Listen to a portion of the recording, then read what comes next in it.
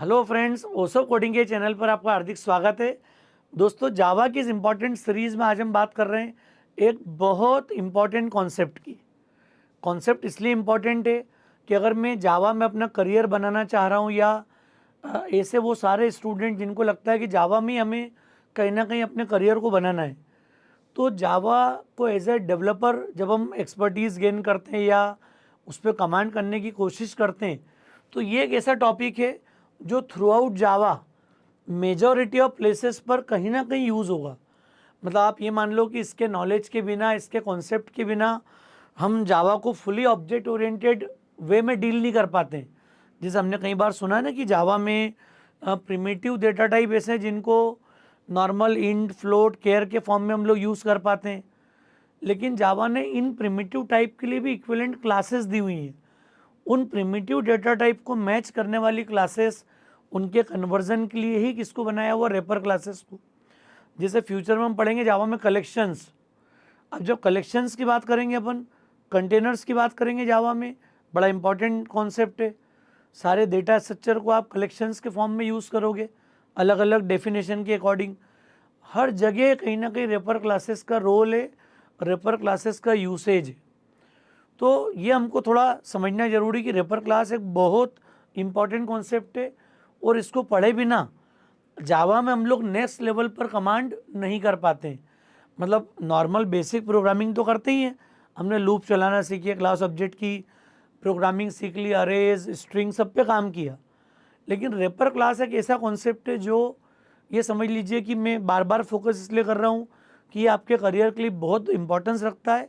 मैं इसको दो पार्ट में डिस्कस करूँगा ताकि इसके दो डिफरेंट एस्पेक्ट कवर हो जाएं। मतलब जो एक्सपेंशन है, जो एडिशनल एस्पेक्ट हैं रेपर क्लास के साथ, वो भी हम कवर करना चाहते हैं इस लेक्चर में ही, या इसी मतलब दो लेक्चर के अंदर। तो पार्ट वन में हम इसके एक पार्ट को डिस्कस करेंगे, उसके एक स्पेसिफिक बिहेवियर को डिस्कस करेंगे, और उसके जो एडिशनल बिहेवियर है उसके लिए हम पार्ट टू में हमारा डिस्कशन करेंगे। तो दोस्तों, रेपर क्लास टर्म क्या, रेपर समझ में आ गया आपको? अरे रेपर, हम लोग टॉफ़ी वगैरह खाते तो जो भी चॉकलेट या टॉफ़ी होगी उसके ऊपर रेपर होता है जो उसको एक कवर देता है पूरा।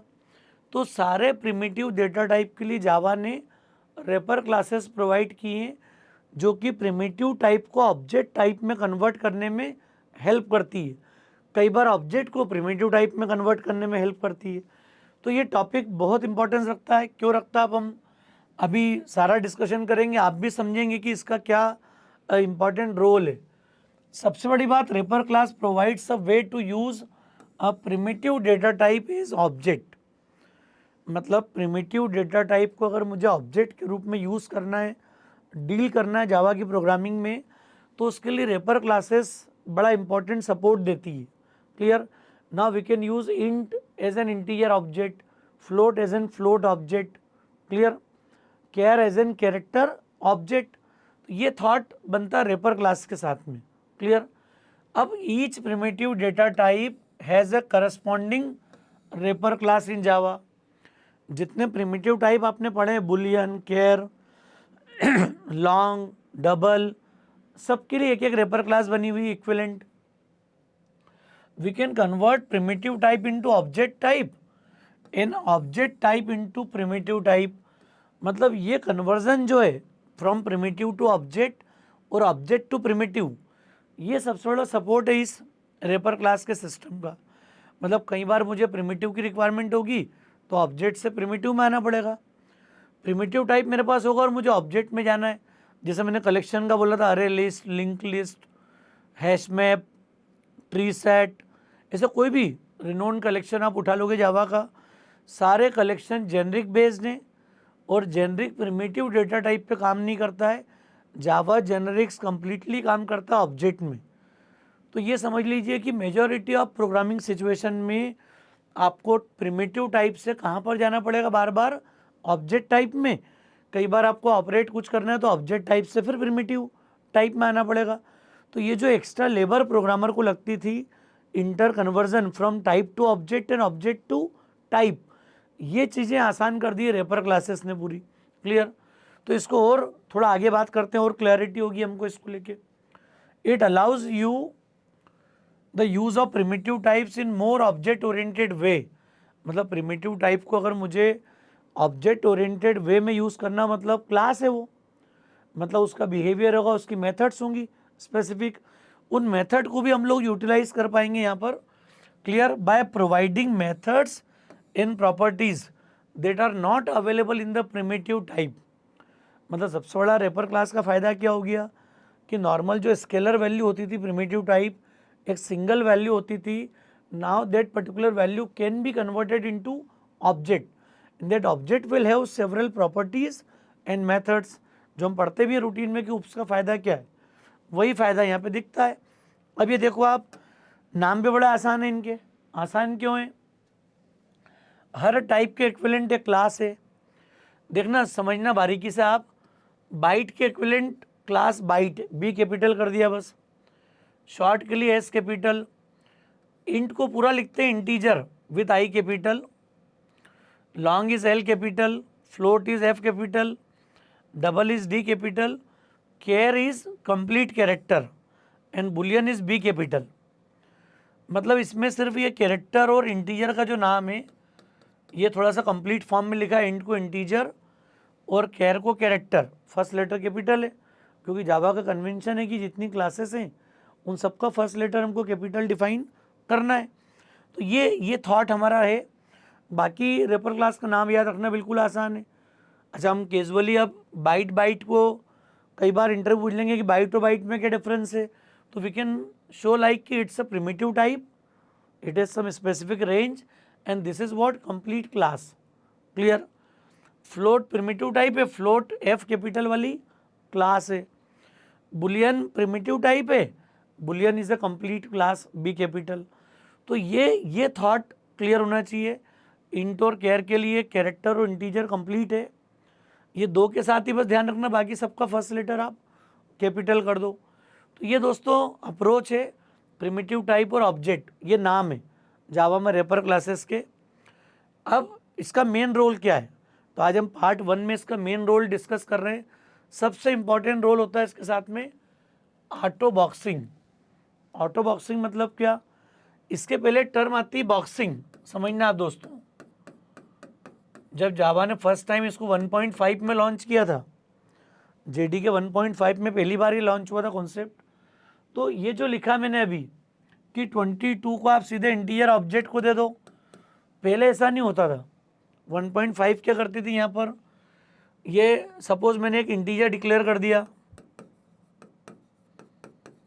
कोई वैल्यू दे दी यहाँ पे 22, और बॉक्स क्रिएट करना मतलब क्या हो गया, conversion from primitive type to object type. तो मैं फिर एक ऑब्जेक्ट क्रिएट कर देता था ऐसा, integer IOB equal to new, अरे न्यू कीवर्ड हमने पढ़ा है जावा में, और ब्रैकेट में मैंने क्या भेज दिया, एक्स। ये लेबर पहले प्रोग्रामर को करना पड़ती थी, ये इसलिए ज़रूरी है आपको समझना कि अगर हम इन बातों को समझेंगे तो ये डायरेक्ट वाली अप्रोच समझ में आएगी फिर अपने को। तो ये जो प्रिमिटिव टाइप से जब मैं ऑब्जेक्ट में कन्वर्ट करता हूँ तो इस प्रोसेस को हम बोलते हैं बॉक्सिंग। ध्यान रखिएगा आप इसको, what is boxing, to convert primitive type to its equivalent object. तो टाइप से ऑब्जेक्ट कन्वर्जन को मैं क्या बोलूँगा हमेशा, बॉक्सिंग। और जब जावा इस काम को ऑटोमेटिक कर देगी, ऑटोमेटिक कर देगी मतलब यहाँ देखो, integer is a class, IOB assigns 22, क्या कर दिया हमने देखो आप, automatic conversion of int to an integer object. तो 22 को मैंने एक ऑब्जेक्ट में कन्वर्ट कर दिया, this is what auto boxing. तो ये पूछें कि बॉक्सिंग और ऑटो बॉक्सिंग में क्या डिफरेंस है, तो बॉक्सिंग मतलब एक्सप्लिसिट कन्वर्जन, प्रोग्रामर को न्यू कीवर्ड के साथ, हालांकि ये डेप्रिकेटेड है अब जावा में नीड नहीं नए वर्जन्स में, this process is now deprecated. Clear, Java ने डेप्रिकेशन मार्क कर दिया इन सभी पे। तो ये जो मेथड है, ये जो अप्रोच है हमारी ऑब्जेक्ट क्रिएट करने की, अब इसकी नीड नहीं है, you can directly utilize this concept. So in the latest version now you have this option autoboxing. Auto boxing मतलब automatic conversion of primitive type to its equivalent object. तो ये object में convert हो गया, यहाँ देखो 55.7 this has converted into double object. So automatic conversion of double to double object. So this conversion is called auto boxing. Clear? समझ में आ रही बात अपने को? मुझे उम्मीद है थोड़ा आपको आइडिया लगा होगा कि एक सिंगल वैल्यू और एक ऑब्जेक्ट में क्या डिफरेंस है. तो ऑब्जेक्ट मतलब बॉक्स, पैकेजिंग है पूरी, रेपर है उसके ऊपर. क्लियर? तो ये रेपर का मतलब समझ में आ गया क्या हो गया. ऐसा आप कैरेक्टर के लिए, बुलियन के लिए, किसी भी टाइप को यूज़ कर लो and then directly you can assign this value as an autoboxing. Clear? इसके अपोजिट स्टेप भी होती है. अपोजिट स्टेप मतलब this is what auto unboxing. अब ऑटो अनबॉक्सिंग क्या होती थी? तो ये automatic conversion from wrapper class type into its primitive type is known as unboxing. मतलब ऑब्जेक्ट से प्रिमिटिव टाइप में आना, इस बात को बोलते हैं अनबॉक्सिंग. पहले ये काम कैसे होता था अनबॉक्सिंग का? देखो ये भी समझते चलना ऑटो बॉक्सिंग अनबॉक्सिंग के साथ में. अनबॉक्सिंग मतलब क्या हो गया? अब एक ऑब्जेक्ट रेडी है आपके पास और आपने बोला था 22 से एक ऑब्जेक्ट बना दिया. अब इससे इसमें आना मतलब क्या हो गया? देखो कितने एफर्ट्स करना पड़ते थे पहले. इसके लिए तरीका था int X assigns IOB dot int value. तो int value, double value, float value, इस नाम की मेथड यूज़ होती थी पहले. क्लियर? हालांकि कुछ केसेस में आज भी मेथड अवेलेबल है. आज भी हम कई प्रोग्रामिंग सिचुएशन में इनको यूज़ करेंगे आगे जावा के डेवलपमेंट में, और जब जावा को नेक्स्ट लेवल पे हम सीखने की कोशिश करेंगे तो ये चीज़ें आएंगी. तो देखो ऑब्जेक्ट बन गया ऑटो बॉक्सिंग से, लेकिन यहाँ पर मैंने खुद से काम किया और ऑब्जेक्ट की एक मेथड कॉल कर ली इंट वैल्यू, और इंट वैल्यू ने क्या कर दिया? क्लियर? इसको इंटीजर डॉट इंट वैल्यू और ब्रैकेट में IOB पास भी कर सकते हो आप यहाँ पर. क्लियर? क्योंकि मेजॉरिटी ऑफ मेथड स्टैटिक ही है. क्लियर? तो ये प्रिमिटिव टाइप में कन्वर्ट कर देगा. This is unboxing. क्लियर? अब ये जो काम जब ऑटोमेटिक हो रहा है कि मेरे पास इंटीजर ऑब्जेक्ट सीधे दे दिया. क्लियर? डबल ऑब्जेक्ट होगा, सीधे वैल्यू डबल में असाइन कर देंगे. इसके बाद एक डबल वेरिएबल भी है यहाँ पर, डी असाइंस डबल ऑब्जेक्ट. तो जब इंटीजर ऑब्जेक्ट को इंटीजर में कन्वर्ट करना है, डबल ऑब्जेक्ट को डबल में कन्वर्ट करना है, तो ये प्रोसेस को हम लोग बोलते हैं ऑटो अनबॉक्सिंग. तो ऑटो अनबॉक्सिंग का मतलब क्या हो गया? ना we don't need to use int value, double value methods of wrapper classes to convert wrapper type into its primitive equivalent.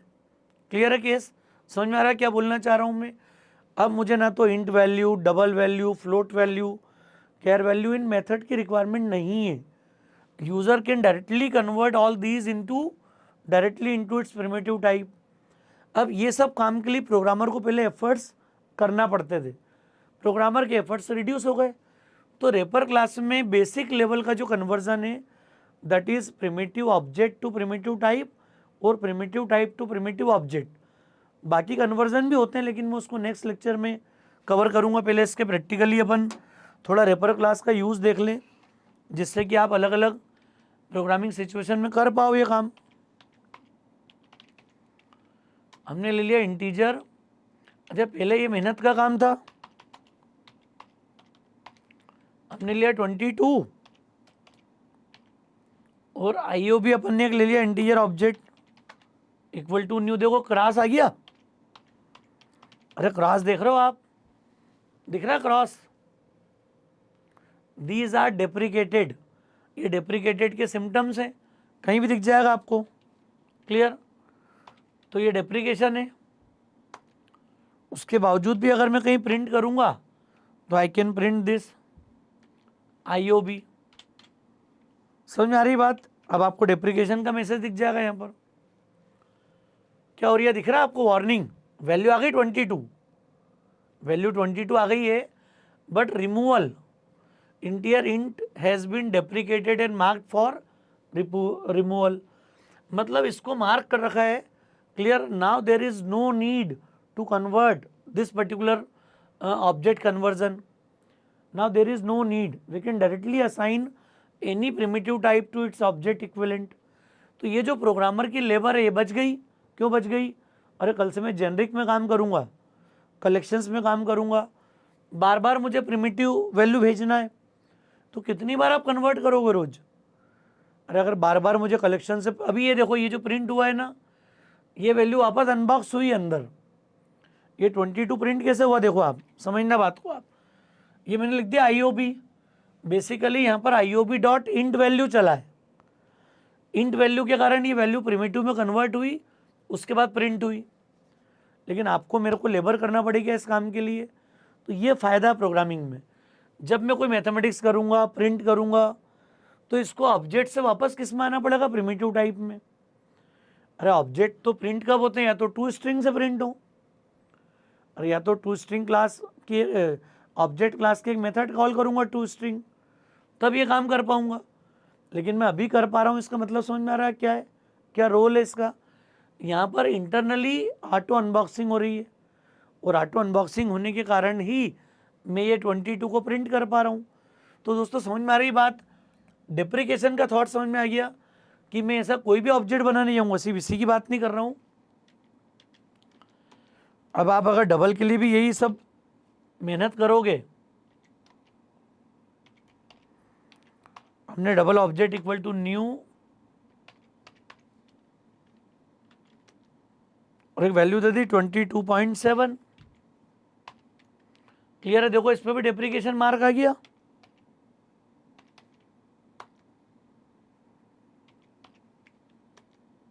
और यहां भी DOB अपन ने प्रिंट कर दिया।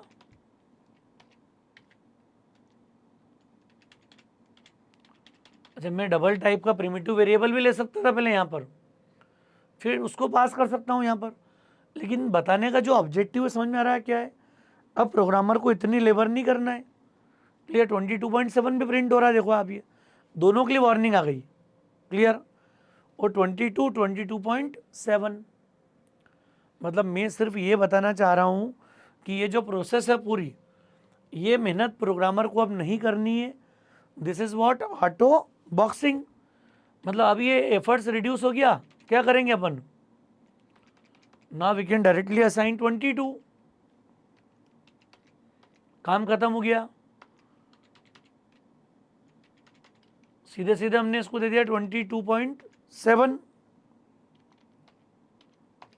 कोई नई वैल्यू दे दी। अब देखो आप, ये सब प्रॉपर हो गया। तो जब क्लीन कोड लिखना है, अब नए तरीके की कोडिंग करना है, तो ये अप्रोच है। यहाँ पर ही हो रहा ऑटो बॉक्सिंग। अच्छा देखो, इसी को प्रिमिटिव में लिख देना वापस, int X assigns IOB। Clear? और ये एक्स प्रिंट कर दिया मैंने, देखो आप, जो पहले अंदर प्रिंट हो रहा था। यही बातें अभी हमने समझी। वाई असाइंस DOB, और यहां पर हमने वाई प्रिंट कर दिया।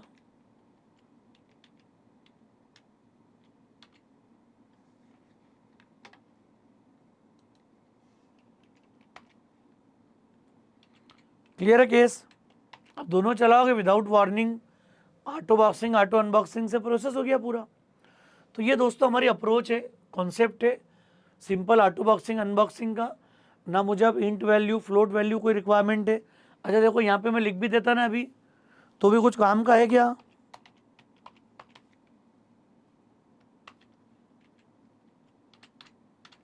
दिखा कुछ?